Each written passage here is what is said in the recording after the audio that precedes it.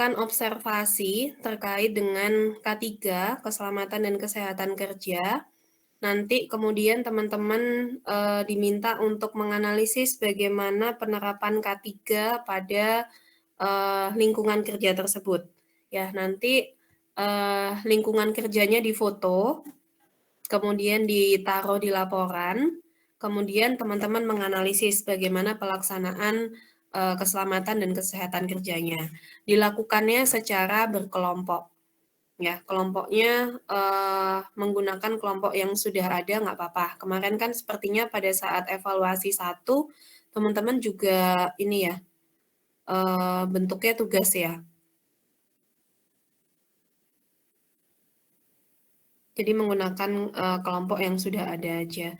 Untuk detail tugasnya nanti saya sampaikan menyusul ya. Tadi sepertinya ada di bab terakhir di materi saya tentang K3, tapi kok nggak ada.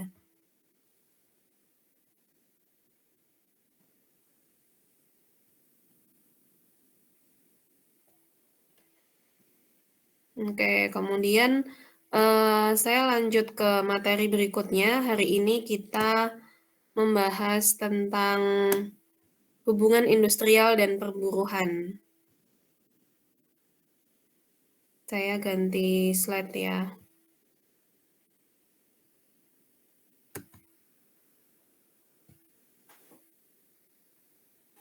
Oke, udah kelihatan teman-teman? Sudah, Ibu. Sudah ya. Hubungan industrial dan perburuhan. Dari beberapa materi yang akan saya jelaskan ini sebenarnya berkaitan erat dengan Undang-Undang Ketenagakerjaan. Nanti kita juga mengulas sedikit tentang serikat pekerja atau labor union. Kemudian beberapa terkait dengan hak dan kewajiban organisasi maupun pekerja yang kemarin juga sudah kita bahas pada saat kuliah tamu. Nah, dari beberapa materi yang sudah disampaikan tentang MSDM, sekarang kita sampai pada employee relation, di mana tujuan utamanya adalah untuk menjelaskan building block of positive employee relation, bagaimana cara kita membangun hubungan yang positif dengan pekerja. Kita tuh maksudnya organisasi ya. Kemudian ada beberapa topik utama, yang pertama tentang Employee Relation Program, yang kedua adalah Managing Employee Discipline, yang ketiga adalah Union, yang keempat adalah Collective Bargaining Process. Kita ke materi yang pertama tentang Employee Relation. Employee Relation adalah aktivitas yang involve establishing and maintaining yang berkaitan dengan membangun dan juga memaintain hubungan yang positif dengan karyawan. Kenapa itu harus dibangun? Karena berdasarkan hasil penelitian, hubungan yang positif antara organisasi dengan karyawan akan bisa meningkatkan kepuasan, produktivitas, motivasi, moral, disiplin, dan lain sebagainya. How to build positive relation bisa menggunakan good training, kemudian fair appraisal, dan juga competitive pay and benefit. Jadi kita bisa membangun hubungan yang positif dengan karyawan itu dengan pelatihan, dengan memberikan sistem penggajian yang adil, dan juga kompetitif, gaji yang kompetitif dan memberikan keuntungan untuk karyawan ya. Kalau teman-teman lihat, training itu kita sudah pelajari juga di PSDM, kemudian fair appraisal dan juga competitive pay and benefit itu juga sudah kita pelajari dalam penilaian kinerja dan manajemen kinerja gitu ya. Jadi intinya memang semua materi yang ada di MSDM itu saling berkaitan satu sama lain. How to maintain positive relation, bagaimana cara memelihara atau mengelola positive relation-nya, bisa dilakukan dengan employee relation program. Jadi ada satu program khusus gitu ya untuk meningkatkan, untuk menjaga relasi yang positif antara organisasi dengan karyawan. Kemudian ada Employee Fair Treatment Program, program memperlakukan karyawan dengan adil, improve employee relation to improve communication, membuka kesempatan komunikasi, kemudian developing employee dengan mengembangkan karyawan, bisa dengan pelatihan, bisa dengan rotasi, bisa dengan peluang kenaikan jabatan dan lain sebagainya. Kemudian recognition or relation program having fair and predictable disciplinary procedure. Jadi tadi di atas kan juga ada salah satu materinya adalah bagaimana mendisiplinkan karyawan. Itu juga dalam rangka menjaga hubungan yang positif dengan karyawan. Oke, employee relation program for building and maintain positive relation itu terdiri dari ensuring fair treatment, kita harus memberikan perlakuan yang fair kepada semua karyawan, kemudian berkaitan juga dengan pencegahan bullying dan victimization, kemudian communication program, employee recognition atau employee program, dan juga employee involvement program. Nanti akan kita bahas satu persatu. Nah, yang pertama adalah ensuring fair treatment. Anyone who has suffered unfair treatment at work, it is demoralizing. Yang akan semua orang yang merasa diperlakukan tidak adil dalam lingkungan kerja, maka mereka akan mengalami demoralizing yang akan menyebabkan yang pertama menurunnya tingkat moral yang ada di organisasi, kemudian trust decrease. Jadi organisasi sudah tidak percaya lagi kepada organisasi, kemudian akan berpengaruh negatif terhadap hubungan organisasi dengan pekerja dan juga akan berpengaruh pada performance-nya dan akan mempengaruhi intensi karyawan untuk keluar dari organisasi. Akan menurunkan kepuasan kerja dan juga kepuasan hidup dan juga menimbulkan stres kepada karyawan.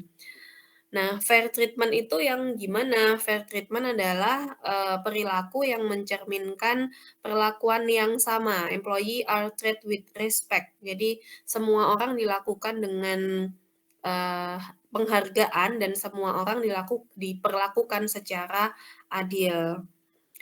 Unfairness can backfire on the company. Jadi perlakuan tidak fair pada karyawan itu akan berpengaruh sendiri, akan menimbulkan hal yang negatif sendiri untuk organisasi. Misalkan orang-orang yang diperlakukan tidak adil, mereka bisa melakukan pencurian, mereka bisa melakukan sabotase. Misalkan temanku pekerjaannya sama dengan aku, tapi dia dikasih fasilitas laptop, sedangkan saya enggak. Kalau gitu laptop kantor aja saya bawa pulang. Nah, jadi perilaku-perilaku yang devian gitu ya atau menyimpang itu juga bisa disebabkan karena mereka merasa diperlakukan dengan tidak adil. Kemudian dalam hal employee relation, persepsi karyawan mengenai keadilan organisasi akan berhubungan positif dengan employee commitment. Jadi kalau mereka merasa diperlakukan adil oleh organisasi, mereka akan meningkat komitmennya.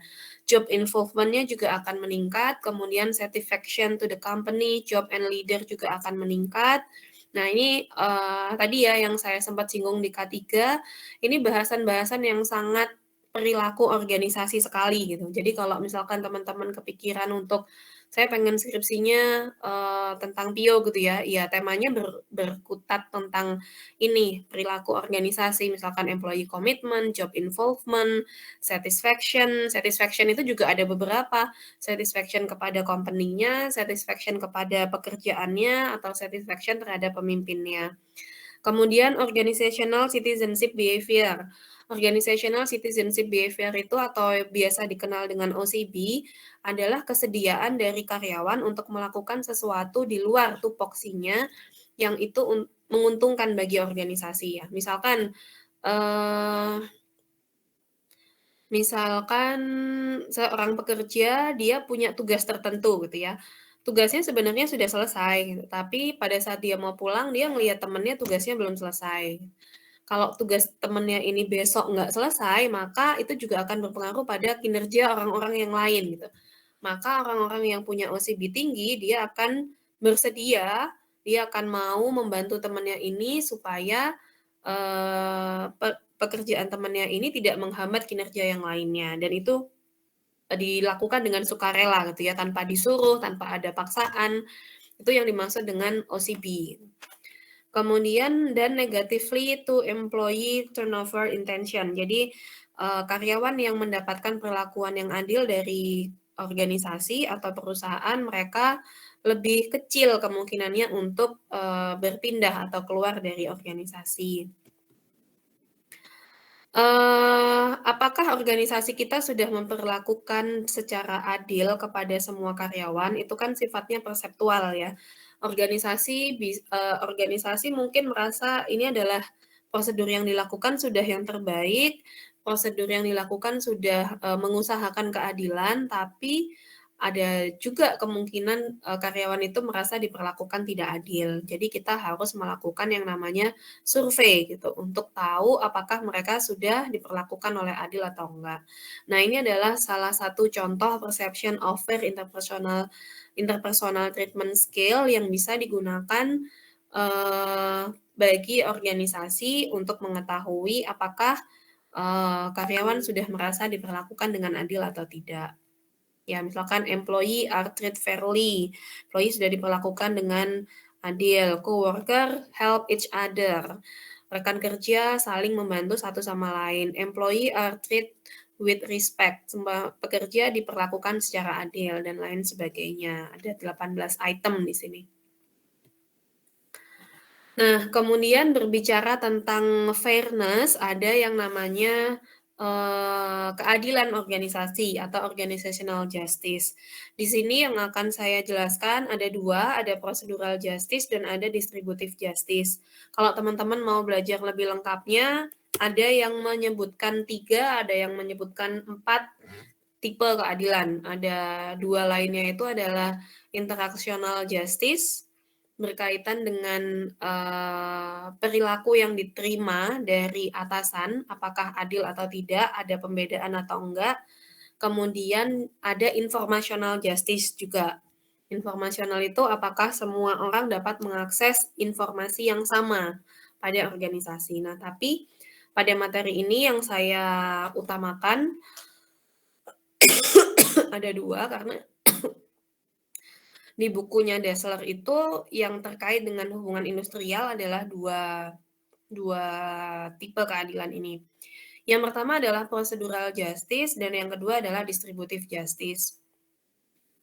Procedural justice refer to justice in allocation of reward or discipline. Jadi berkaitan dengan prosedur yang digunakan untuk mengalokasikan reward atau disiplin. Apakah itu fair atau tidak? For example, in general, apakah ada, mekanisme untuk menanyakan tentang keputusan pada organisasi gitu ya. Misalkan pada penilaian kinerja itu kan prosesnya atasan menilai bawahan. Kemudian bawahan itu apakah dikasih kesempatan untuk mempertanyakan, "Pak, kok nilai saya segini ya? Padahal pekerjaan saya sudah begini begini begini." Nah, apakah ada prosedur itu atau tidak gitu. Atau misalkan contoh lain, mungkin pernah saya kasih contoh juga ya di kelas ini. Misalkan individu yang pekerjaannya sama, tapi masa kerjanya berbeda, gajinya sama atau enggak gitu. Harusnya kan orang yang bekerjanya lebih lama, gajinya akan lebih banyak dibandingkan dengan orang yang baru masuk kerja, walaupun pekerjaannya sama. Nah, procedural justice ini berbicara tentang prosedur. Sekali lagi namanya juga prosedural, berbicara tentang prosedur dalam mengalokasikan reward dan juga disiplin gitu ya. Kalau contoh pertama tadi, apakah ada prosedur untuk, bargaining atau klarifikasi dari karyawan saat dinilai oleh atasannya? Kalau contoh yang kedua, apakah dalam prosedur penentuan gaji, masa kerja itu dilibatkan juga gitu, dijadikan pertimbangan? Nah, kalau misalkan, terdapat kesempatan untuk klarifikasi, masa kerja dipertimbangkan, maka orang akan merasa, procedural justice-nya bagus atau prosedur yang digunakan untuk mengalokasikan reward dan disiplin sudah adil. Nah, yang kedua adalah distributive justice. Distributive justice ini lebih berpikir tentang input dan output ya. For example, I'm fairly rewarded considering the responsibility I have gitu. Misalkan, loh saya kok saya kok gajinya sama dengan teman saya, padahal tanggung jawab kerja saya itu lebih banyak dibandingkan dengan, rekan kerja saya gitu. Nah, kalau distributive justice itu kita berpikir dengan, "Loh sudah punya tanggung jawab sekian," gitu ya. Saya, memberikan effort sekian, kok dapatnya sama dengan orang lain yang effort-nya lebih rendah daripada saya gitu. Jadi perbandingan antara input dan output. Oke, sampai sini tentang ensuring fair treatment dulu. Apakah ada pertanyaan?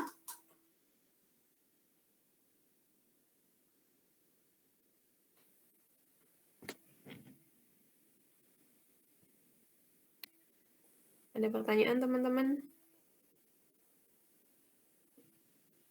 Belum ya?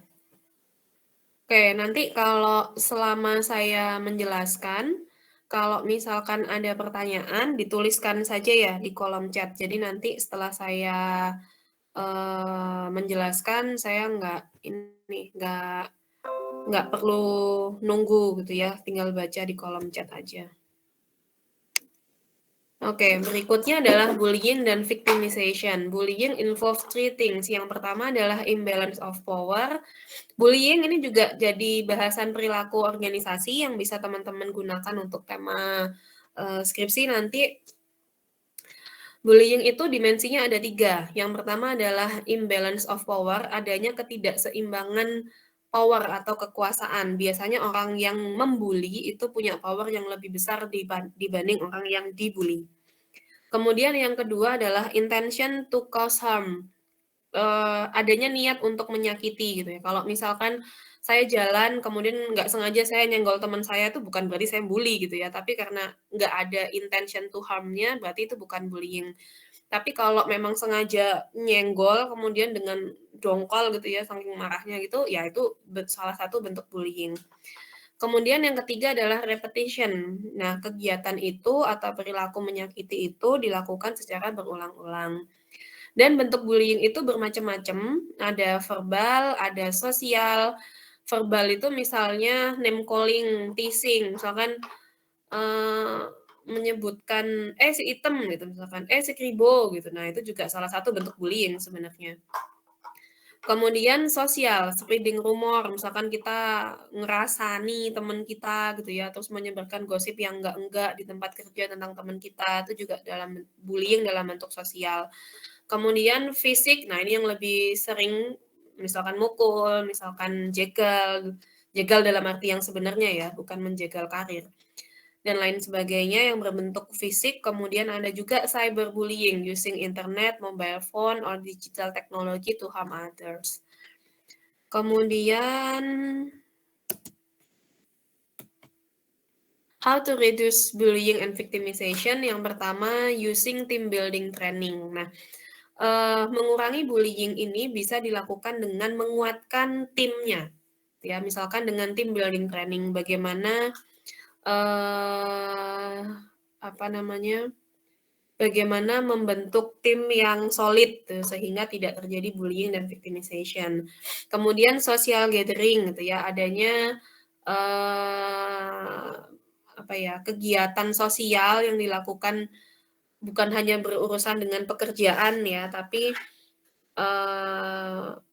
kita ngumpul-ngumpul sama teman-teman gitu ya, dalam satu kantor, misalkan kantor ngadain social gathering, atau biasanya banyak dilakukan di akhir-akhir tahun gitu, gathering untuk meningkatkan kohesivitas dan mengurangi bullying.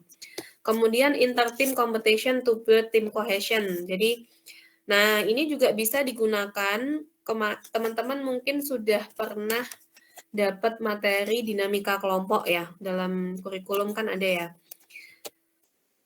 Itulah contoh penerapan materi dinamika kelompok dalam organisasi. Ya, kalau menurut teori dinamika kelompok, semakin suatu tim itu mendapatkan tekanan dari eksternal, maka mereka akan semakin solid di dalamnya. Nah, itu prinsip yang dipakai oleh interteam competition. Jadi kita mengadakan kompetisi antar tim sehingga di dalam timnya ini sendiri akan semakin solid karena sama-sama berusaha untuk memenangkan kompetisi itu. Kemudian identify bullying through moral survey. Jadi ada survei yang dilakukan untuk mengidentifikasi apakah terjadi bullying atau tidak di tempat kita. Kemudian train employee to recognize bullying and have a code of conduct. Jadi kita juga harus mensosialisasikan kepada karyawan yang dimaksud dengan bullying itu apa, bentuk-bentuknya seperti apa, sehingga mereka lebih punya awareness terhadap bullying ini dan tahu kalau misalkan mereka mengalami itu mereka harus ngapain gitu.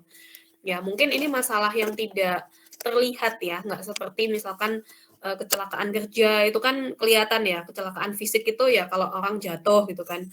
Tapi kalau bullying ini salah satu HAM juga dalam hal psikologis gitu ya, yang mungkin secara fisik tidak terlihat, tapi dampaknya juga akan bisa mengurangi produktivitas. Oleh karena itu, organisasi juga harus melakukan antisipasi terhadap hal tersebut.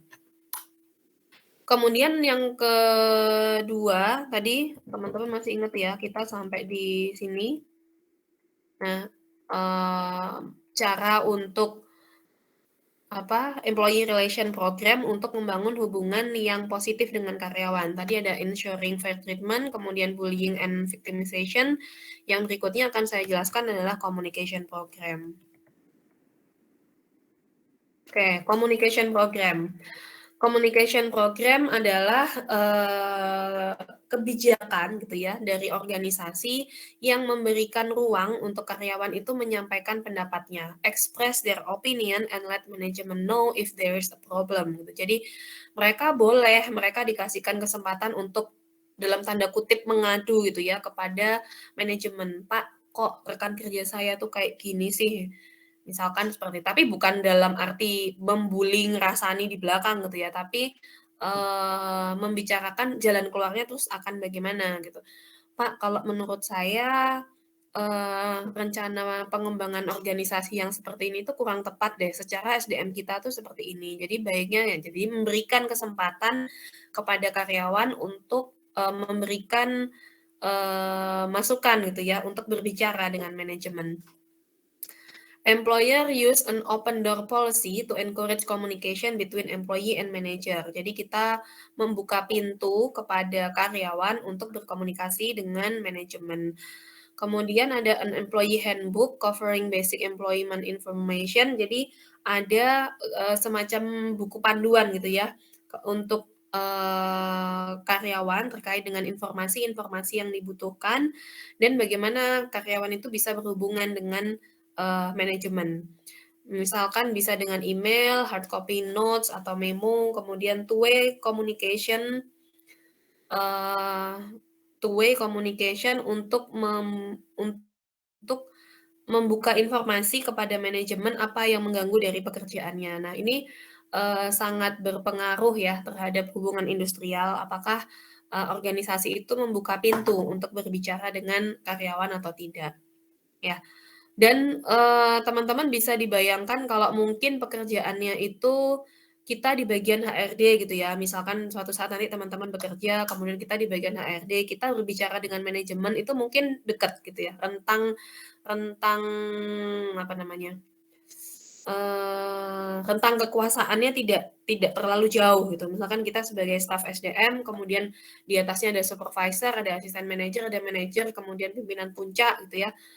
Mungkin tidak terlalu jauh, tapi bayangkan kalau itu bentuknya manufacturing, kemudian teman-teman menjadi HRD yang harus membawai 3.000 karyawan produksi, operator produksi misalkan. Nah, itu kan, eee, ya itu challenge-nya di hubungan industrial itu seperti itu. Nah, apakah manajemen ini membuka kesempatan untuk 3.000 orang ini berkomunikasi dengan manajemen secara langsung atau bagaimana. Nah, nanti di belakang juga ada materi tentang union atau labor union, serikat pekerja yang di situ lebih juga memfasilitasi bagaimana membangun komunikasi yang baik antara karyawan dengan manajemen. Kemudian communication program ini juga bisa dilakukan dengan focus group misalkan. Kalau nggak bisa satu persatu, misalkan kita ngundang berapa karyawan gitu ya dalam jumlah yang lebih banyak, kemudian kita bikin focus group discussion, ada masalah apa di lapangan, ada yang ingin disampaikan apakah kepada manajemen, bisa juga melalui telepon, message, web-based hotline, dan lain sebagainya. Media-media yang digunakan banyak ya. Kemudian using organizational climate survey. Nah, ini juga bisa dilakukan untuk mengukur gitu ya atau melakukan survei terhadap iklim organisasi. As the perception employee have of and the meaning they attach to company psychological environment. Jadi kita bisa memberikan survei organization climate ini berkaitan dengan well-being, kemudian supervisory behavior, political behavior, dan juga reward-nya.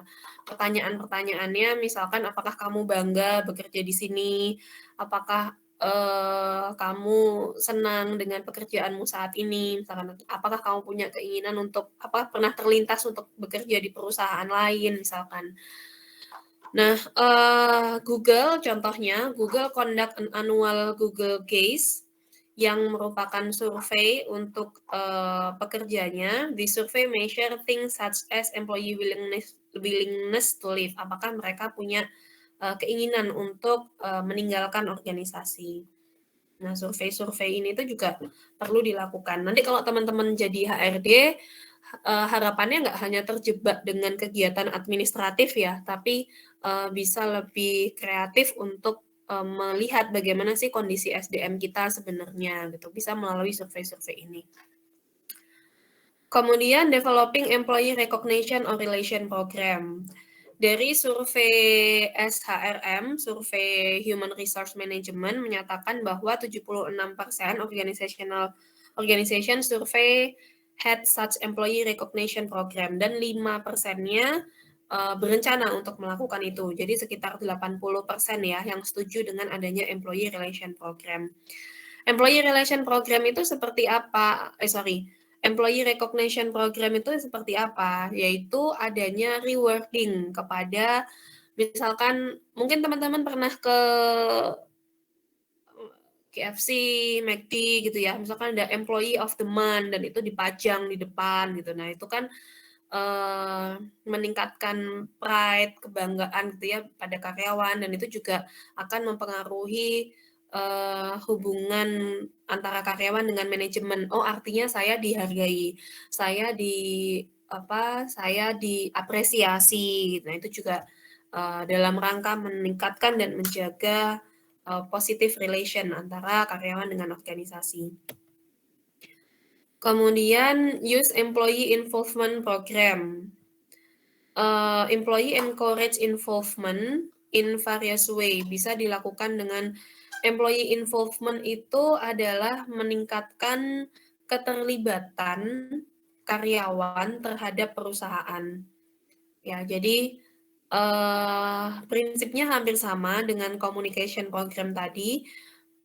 Kita membuka kesempatan bagi karyawan untuk berbicara dengan manajemen. Tujuannya adalah supaya mereka semakin involved dengan perusahaannya, supaya mereka semakin terlibat dan merasa menjadi bagian dari organisasi.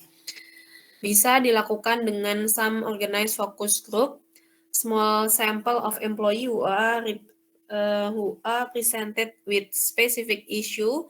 Jadi ada FGD gitu, kemudian mereka dikasih isu yang sedang berkembang di organisasi, kemudian mereka secara interaktif mengekspresikan bagaimana sikap dan juga pendapat mereka tentang hal itu. Yang biasanya dipandu juga dengan seorang fasilitator untuk melakukan itu. Jadi membuat karyawan itu tahu apa yang sedang dihadapi oleh organisasi dan bagaimana mereka harus menghadapi itu.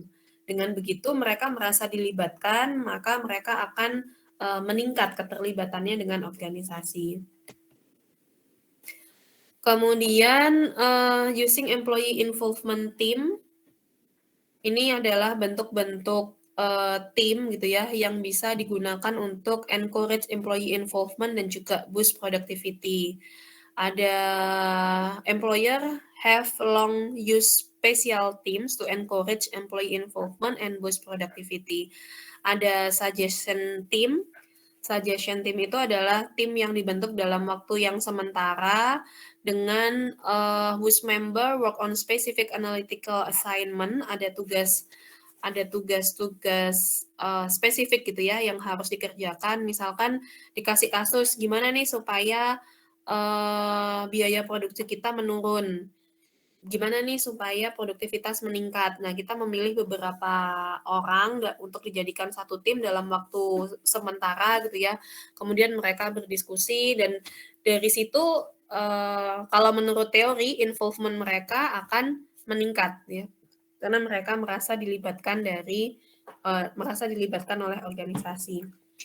Kemudian semi permanent problem solving team ini juga bentuknya sama dengan suggestion team, tapi dengan jangka waktu yang lebih lama. Kalau ini develop solution to work problem. Jadi kalau yang suggestion team itu adalah tim yang fungsinya untuk memberikan saran gitu ya, terkait dengan tema-tema tertentu, misalkan tadi bagaimana cara memangkas biaya produksi atau meningkatkan produktivitas. Kalau semi permanent problem solving team ini memang ada satu problem yang harus diselesaikan tuh.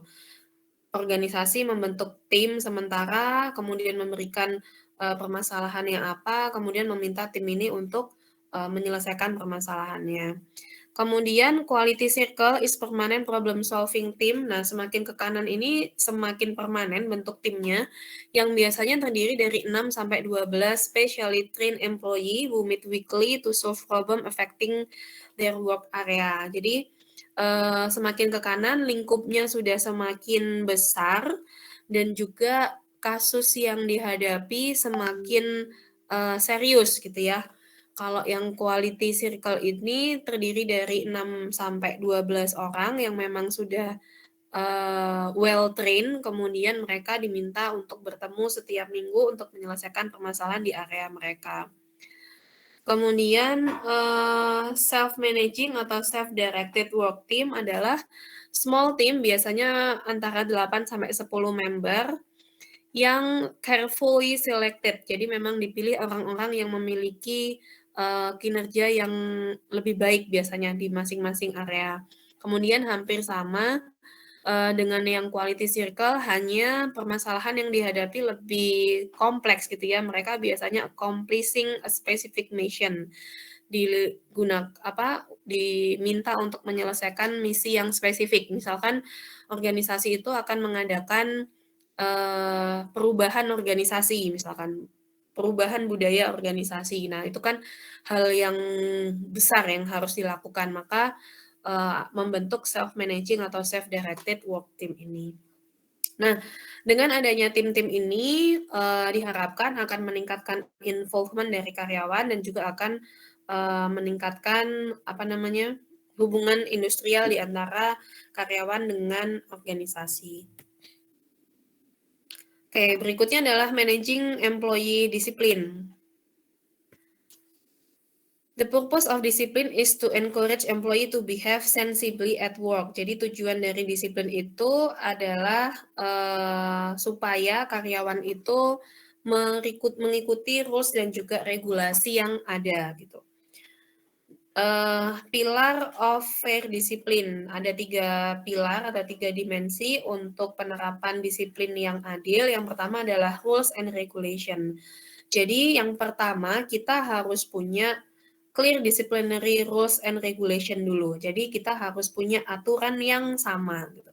Misalkan kalau si A mengajukan pendanaan atas kegiatan gitu ya, kok selalu ditolak. Sementara kalau B yang mengajukan kok selalu diterima gitu. Nah, harus ada regulasi atau ada peraturan yang jelas bagaimana cara mengajukan pembiayaan untuk satu kegiatan. Bagaimana mekanisme mengevaluasinya sebelum ada keputusan itu ditolak atau diterima. Ya, jadi yang pertama itu harus jelas dulu rules and regulation-nya. Yang kedua adalah progressive penalty. Biasanya juga ada penalti atau hukuman, punishment gitu ya, untuk pelanggaran-pelanggaran yang itu bergantung pada severity of penaltinya gitu. Semakin parah pelanggarannya, maka akan semakin besar juga penaltinya. Kemudian appeal proses, tujuannya di sini adalah the aim of appeal process is to ensure that supervisor meet out discipline fairly. Jadi kita bisa nego gitu ya, nego dengan atasan yang menerapkan disiplin kok saya merasa tidak melakukan pelanggaran, tapi kok saya dituduh melakukan pelanggaran. Terus jadi kita bisa bernegosiasi, kita bisa melakukan bargaining gitu ya, kalau appeal proses ini. Kemudian how to discipline an employee. Ada beberapa disiplin guideline yang bisa dilakukan. Yang pertama, make sure the evidence support the charge of employee wrongdoing. Jadi kita kalau mau, kita tuh manajemen ya, HRD biasanya, kalau mau mendisiplinkan atau memberikan punishment atas pelanggaran yang dilakukan karyawan, kita harus punya bukti. Gitu. Nggak bisa katanya ini kamu begini gitu, nggak bisa. Kita harus punya buktinya. Kemudian adequately warn the employee of the disciplinary consequences of his or her alleged misconduct. Jadi kita harus memberikan peringatan kepada karyawan tentang konsekuensi ketidakdisiplinan yang mereka lakukan. Kemudian the rule that accurately was violated should be reasonable related. Jadi antara hukuman atau pelanggaran yang dilakukan itu harus berhubungan dengan fasilitas yang sudah kita sediakan, gitu ya. Misalnya kita menuduh karyawan kita tidak melakukan pelanggaran disiplin menggunakan APD pada saat bekerja, misalkan, "Oh ya ternyata APD-nya sendiri sudah rusak kok." Berarti itu tidak sinkron dengan fasilitas yang kita berikan, gitu. Jadi kita tidak hanya menuntut karyawan untuk disiplin saja, tapi kita harus menyediakan fasilitas untuk penerapan disiplin itu. Kemudian objectively investigate the matter before disciplining. Jadi sebelum kita memberikan hukuman kedisiplinan tadi, kita harus benar-benar menginvestigasi secara objektif ya, karena ini syarat sekali dengan perasaan tidak adil yang diterima oleh karyawan. Loh saya kayak gini nggak boleh dibilang tidak disiplin, tapi karyawan saya telat masuk rekan kerja saya telat masuk kok nggak dimarahin. Nah, ini akan berpengaruh pada persepsi keadilan yang diterima oleh karyawan.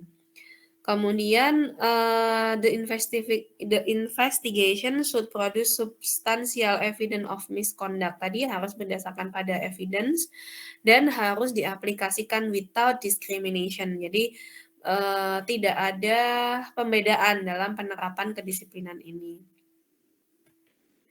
Nah, ini adalah contoh report of employee discipline yang bisa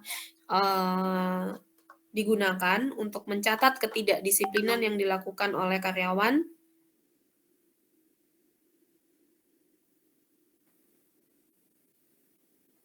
Ini kelihatan nggak ya teman-teman, atau dari tadi belum saya ini ya?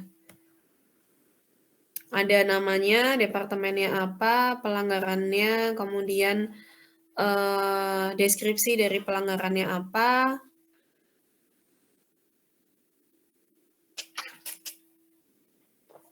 Nah, ini juga bisa dijadikan bahan pertimbangan pada saat melakukan penilaian kinerja nanti. Bisa juga dijadikan pertimbangan pada saat akan melakukan pengembangan karir dari karyawan. Apakah mereka pernah melakukan pelanggaran disiplin atau tidak. Kemudian how to discipline an employee discipline without punishment. Yang pertama, issue on oral reminder for the first interaction.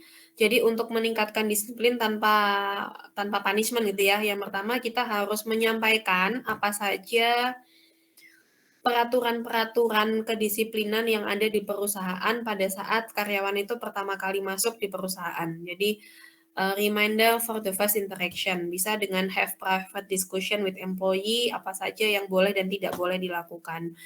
Kemudian kalau misalkan ada pelanggaran dalam waktu 6 minggu setelah dia berinteraksi awal gitu ya, kita bisa melakukan formal written reminder. Jadi kita memberikan hard copy yang itu kita kasih ke personal file mereka supaya mereka bisa mempelajari dan membaca apa saja peraturan kedisiplinan di sana. Nah, kalau misalkan mereka masih melakukan pelanggaran, give a paid one day decision making leave. Jadi kita kalau misalkan setelah poin 2 tadi masih ada pelanggaran di 6 minggu kemudian gitu ya, kita bisa mengistirahatkan karyawan gitu ya. Ya udah deh, kamu nggak usah masuk 1 bulan ke depan. Kamu nggak masuk, kamu nggak saya bayar. Silahkan kamu berpikir apakah kamu masih akan melakukan pelanggaran itu atau tidak, atau ketidakdisiplinan itu atau tidak. Supaya mereka tahu konsekuensinya kalau mereka melakukan ketidakdisiplinan itu apa. Nah, setelah 1 bulan kita suruh istirahat, pada bulan berikutnya employee return to work. Masalah 1 bulan, 1 hari, atau 1 minggu itu bergantung dari kebijakan perusahaan ya. Mereka disuruh leave-nya. When the employee return to work, he or she meet with you and give you decision. Jadi setelah 1 bulan, misalkan mereka diistirahatkan, nggak digaji 1 bulan, mereka akan kembali dengan keputusan, oh ya saya akan tetap kerja di sini, saya berjanji saya tidak akan mengulangi ketidakdisiplinan dan lain sebagainya. Atau mereka kembali dengan keputusan, ya udah saya tidak bisa mematuhi peraturan kedisiplinan di sini, saya memilih untuk meninggalkan organisasi, misalkan seperti itu. Kemudian kalau misalkan setelah poin nomor 3 ini masih ada pelanggaran yang dilakukan, maka ya mau tidak mau kita harus melakukan dismissal atau pemecatan. Nah, sekarang kita ke union atau serikat pekerja. Why do worker organize? Kenapa sih karyawan itu membentuk serikat pekerja gitu ya? Pada dasarnya mereka merasa lebih kuat kalau mereka bergabung kepada union atau serikat pekerja. Mereka akan punya banyak suara gitu ya untuk dikumpulkan dan menyampaikan itu kepada manajemen atau organisasi. The bottom line is that low moral, fear of job loss, and poor communication. Nah, semakin low moral, semakin ketakutan akan pekerjaannya, kemudian dan juga adanya komunikasi yang tidak baik antara karyawan dengan perusahaan, maka karyawan akan semakin besar intensinya untuk membentuk serikat pekerja atau union ini. Kemudian, what do unions want? Apa yang diinginkan oleh serikat ini? Yang pertama adalah union security, adanya keamanan dari pekerjaan yang mereka lakukan. Kemudian yang kedua adalah improve wages, gaji, hours, and juga benefit. Meningkatnya gaji, kemudian jam kerja, kemudian benefit yang didapatkan oleh karyawan gitu ya. Benefitnya bisa kompensasi, promosi, pelatihan, dan lain sebagainya. Kemudian the union draft and election ini tidak perlu saya jelaskan ya, terlalu teknis menurut saya. Ini bagaimana cara memilih serikat pekerja. Saya langsung ke collective bargaining proses saja. Sebentar, sepertinya ada yang bertanya ya. Slide-nya nggak berganti. Iya Ibu, dimulai dari unions tadi slide-nya tidak berganti. Berarti setelah saya full screen malah nggak ganti ya? Kalau ini udah ganti belum? Sudah Ibu. Oh iya, nggak bisa di full screen berarti. Ini yang penjelasan tentang union tadi. Yang diinginkan adalah security dan juga improve wages, hour, and benefit. Kemudian ini tidak saya jelaskan ya berkaitan dengan draft and election-nya. Kemudian saya langsung ke collective bargaining process. The collective bargaining adalah proses through which representative of management and union meet to negotiate a labor agreement. Jadi apabila dalam suatu kondisi organisasi dan karyawan tidak bersepakat gitu ya dalam satu hal tertentu, misalkan tentang apa namanya apa ya misalnya tentang tuntutan kenaikan gaji dari karyawan misalkan. Nah, maka yang dilakukan adalah collective bargaining process, ya, yaitu proses through which representative of management and the union meet to negotiate a labor agreement.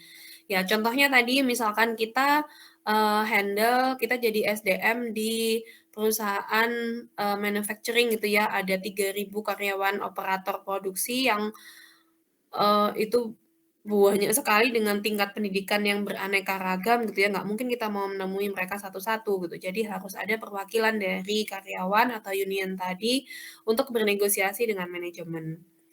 Good faith bargaining, both party are making very reasonable effort to arrive at agreement proposal at being matched with counter proposal. Jadi antara kedua belah pihak itu berusaha untuk mencapai kesepakatan gitu ya.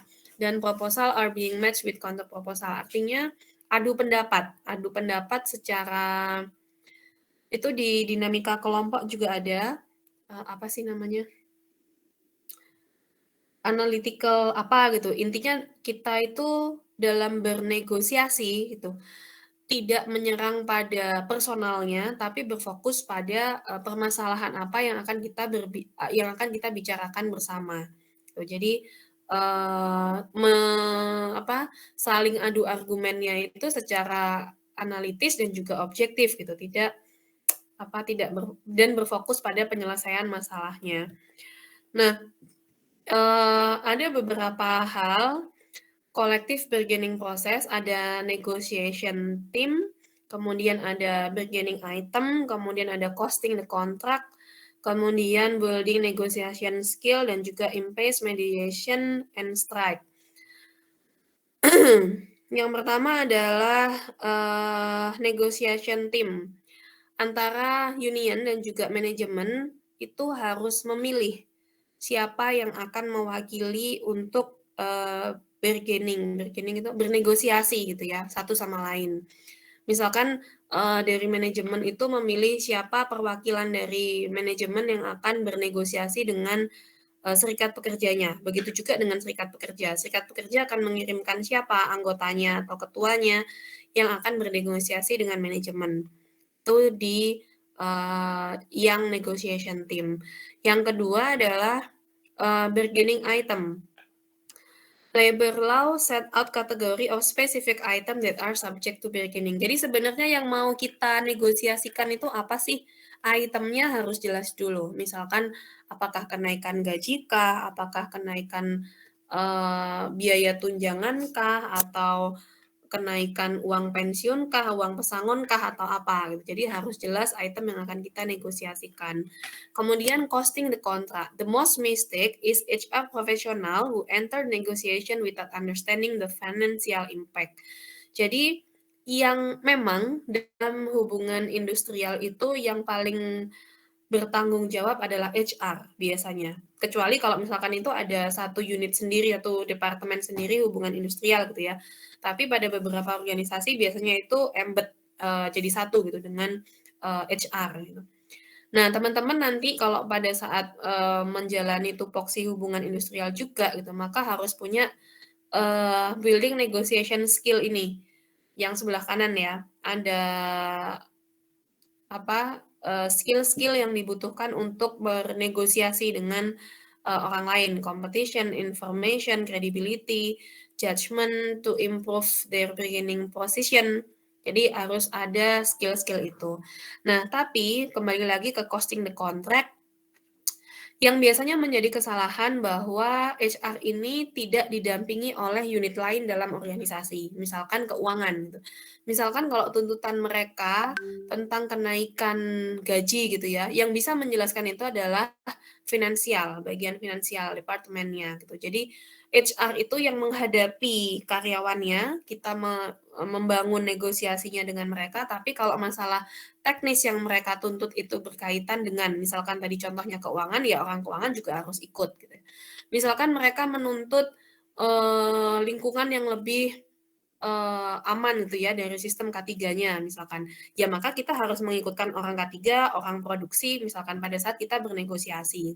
Jadi bukan semua dideweni sama HR gitu ya, karena HR itu tahu bagaimana cara membangun hubungan dengan karyawan, tapi yang tahu teknis yang dituntut oleh karyawan itu adalah bagian teknis tertentu. Ya, jadi kita tidak sendirian.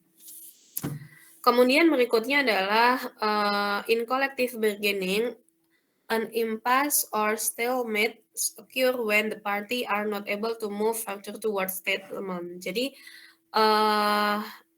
ini kayak deadlock gitu ya, di mana kita nggak menemukan kesepakatan antara manajemen dan juga serikat pekerja. Maka apa yang dilakukan nanti kita bisa menggunakan third party.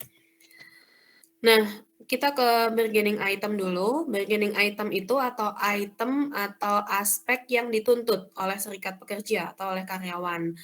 Ada 3, ada voluntary or permissible bargaining item yang ini boleh dilakukan. Kemudian boleh dilakukan itu maksudnya perusahaan boleh ngasih, boleh enggak gitu. Ada illegal bargaining item yang ini tidak boleh dilakukan, tidak boleh diberikan oleh perusahaan.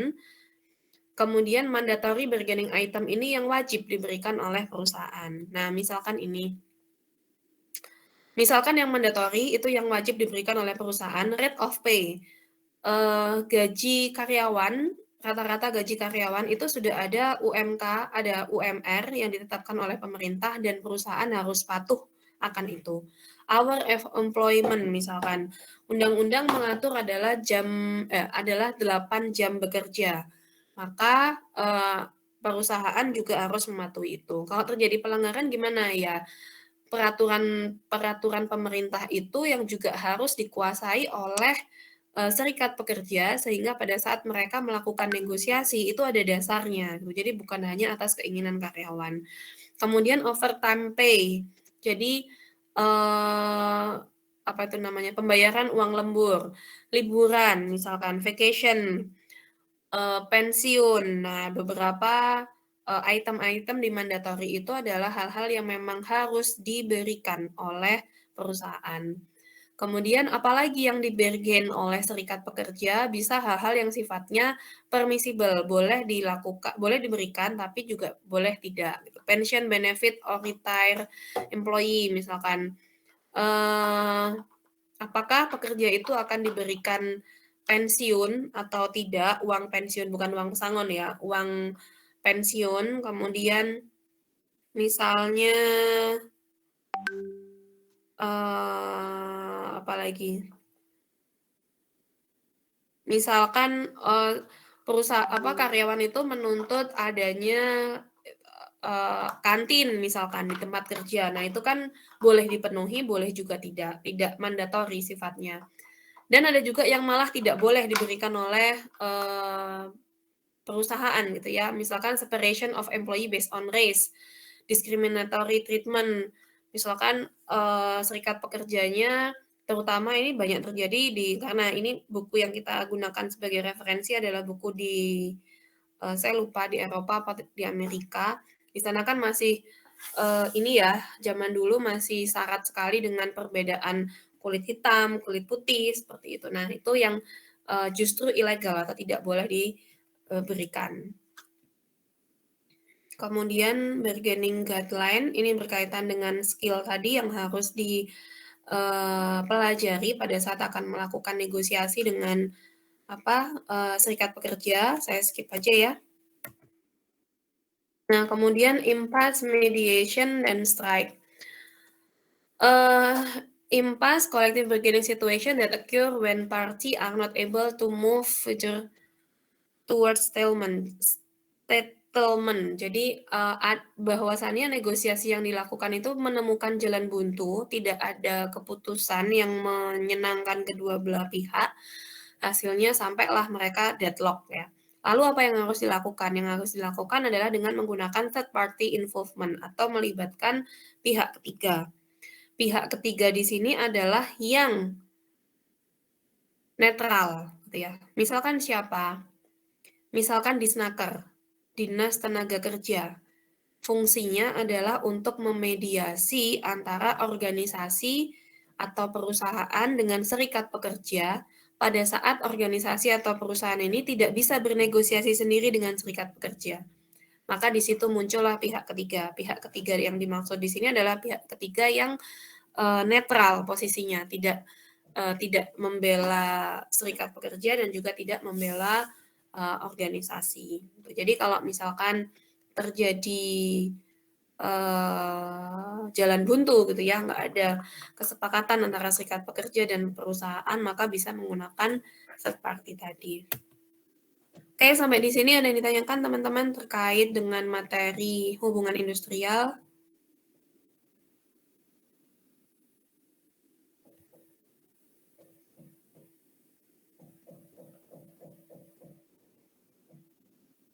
Ada yang ditanyakan? Ramzi belum ada. Belum ada ini saking ngertinya atau saking nggak ngertinya ya? Kalau online gini tuh saya bingung dengan respon teman-teman.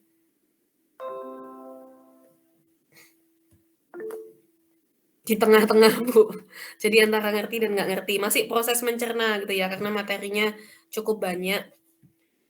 Materinya sudah saya unggah di Google Classroom, nanti teman-teman bisa mempelajari sendiri, sambil dilihat slide-nya, karena kita kuliahnya sinkron ya, dan tidak direkam juga, jadi tidak ada rekaman. Kalau ada yang lupa, mungkin teman-teman nggak bisa ngulangi ya. Kalau di asinkron itu kan masih bisa dipelajari. Tapi kalau misalkan ada yang mau ditanyakan, bisa nanti disampaikan di Google Classroom aja, di komennya. Yang lain ada yang mau ditanyakan, teman-teman?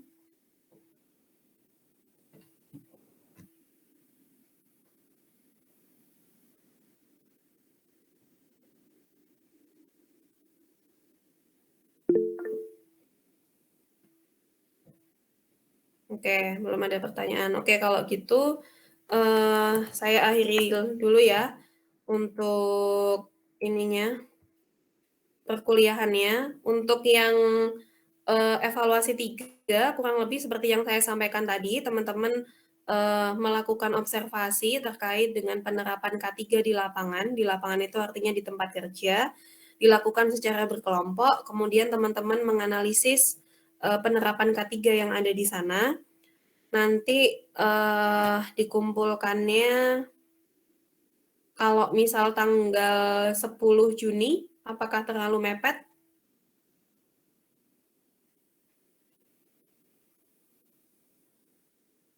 Juni terlalu mepet nggak?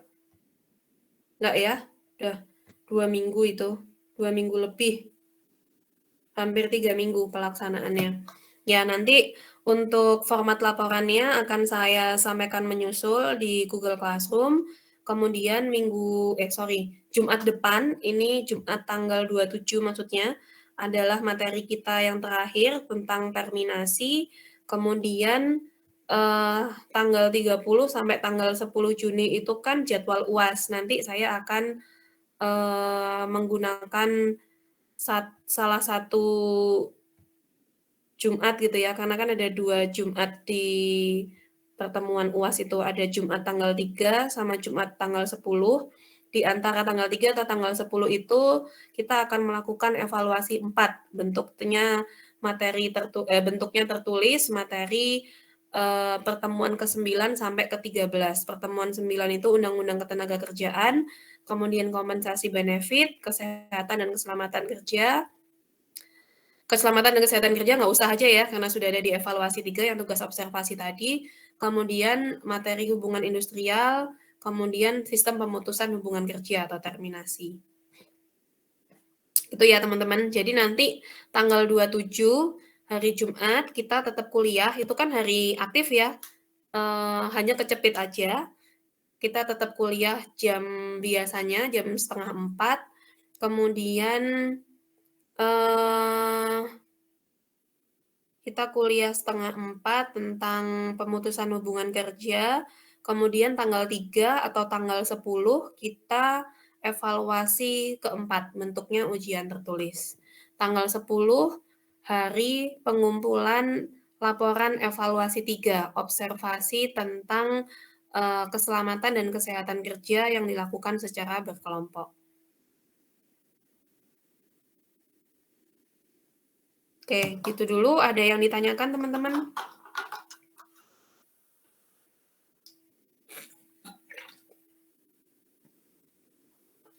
Ada pertanyaan? Mbak Ketua Kelas sudah screenshot tadi ya? Sudah, Ibu. Oke, terima kasih. Oke, kalau nggak ada yang ditanyakan, saya akhiri perkuliahannya. Ketemu hari Jumat besok tanggal 27 jam 3:30. Ya, karena 3:30 hari Jumat itu adalah jam perkuliahan kita, maka kita bisa pakai Zoom aja ya. Kita pakai Zoom di hari Jumat. Saya akhiri. Assalamualaikum warahmatullahi wabarakatuh.